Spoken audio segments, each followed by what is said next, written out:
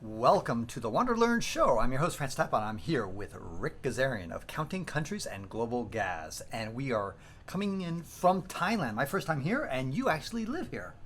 Francis, I've been a part-time resident in Thailand since 2012. Okay, so what brought you to Thailand?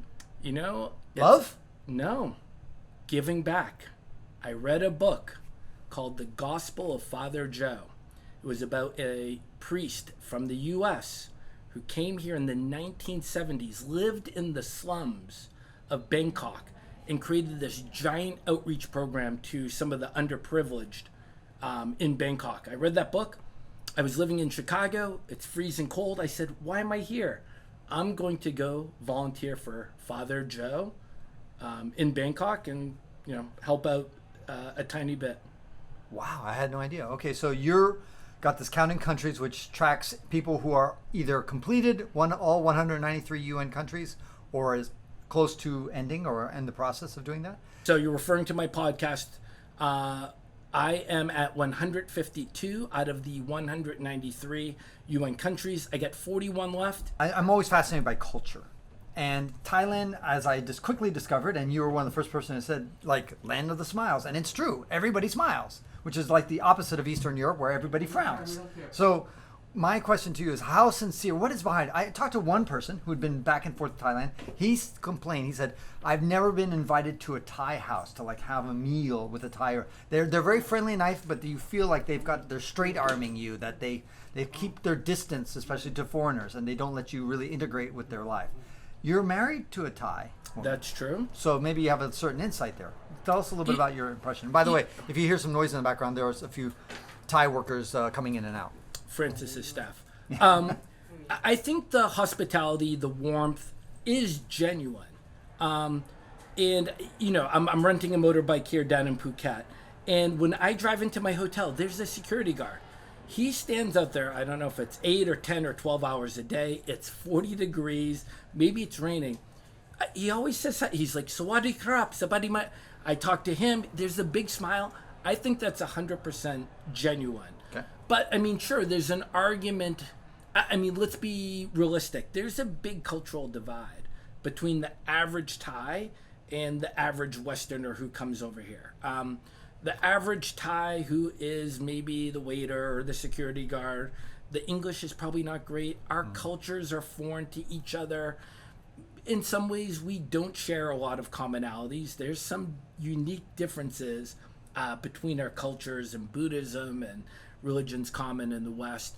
There might not be that Arabic hospitality where you're drinking tea with them in 10 minutes, or you're in the back villages in Kazakhstan and you end up going into someone's home for a meal. Yeah, that's true, but I think both things can be true. That genuine warmth and happiness in general to see foreigners coming in and those interactions, I find so nice, so fun, and so pleasant. No, I agree with you.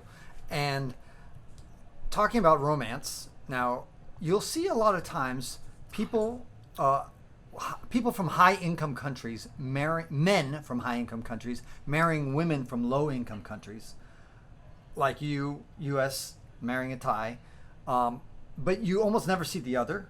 And what are some of the pitfalls regarding that? Because the women from high-income countries say, oh, they just want your passport. They just want your money. That's why they are interested in you. And that's what you'll hear them say. What's your take on all this? Well, that can be 100% accurate. Of course. So, for me personally, my wife has a master's. She lived in the U.S. for 3 years before we met.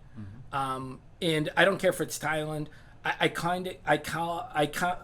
make this differential between global people and non-global people. True. Meaning my wife is a global Thai, right, who had traveled, who lived overseas, right, who had been familiar with different cultures. So it could be a global Thai, it could be a global American, Kazakh, or even a global American. So for me, there was that recognition that we shared more in common versus a Thai woman, and I'm stereotyping here, who grows up on a rice farm, lives in a poor province, who doesn't speak English, who had never left Thailand.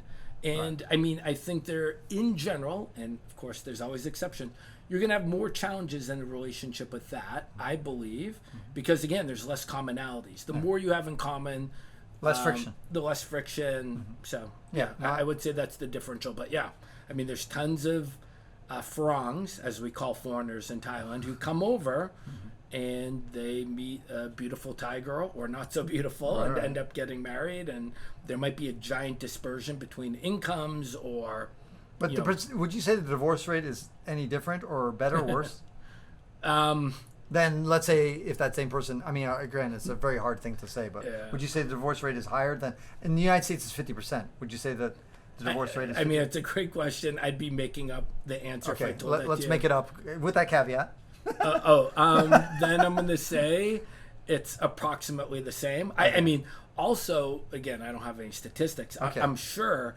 a large degree of the foreigners coming here and getting married, that might be a second marriage as well. So. Right. Hey travel fans, my name is Francis Tapon and I am the host of the WanderLearn show. I will be speaking at the Extraordinary Travel Festival in Bangkok, Thailand. Here's why you want to hear me speak. I've been to 125 countries. I've been to all 54 African countries, spending 8 years on the continent, traveling overland, pugnaciously going to every single country, trying to climb the tallest mountain of every country. I succeeded in 50 of them. I also walked across America 4 times, walked across Spain twice, and I walked across Madagascar once. And that is the topic of my talk, is walking across Madagascar. No, not the easy way, east to west. No, north to south. And for those who know, Madagascar is long rectangle disc. So go hear that presentation. Come in November 2024, middle of the month. That's where you're going to want to be, at the best place to meet other crazy nuthead travelers like you. Get inspired, go. Welcome back, guys. And we are going to ask Ric Gazarian, the creator of the Extraordinary Travel Festival, which happened in 2022 in Armenia. What were some of the lessons learned from that experience? From what I gathered, everybody loved it. I mean, I that's why I say you saw the evaluation forms. So what did people say? Yeah, so if I'm bragging for a moment, brag away. I'm going to start my flex. We got about 60% response on the surveys from my Google. That's an excellent response rate. 100% said they would come back for the second event.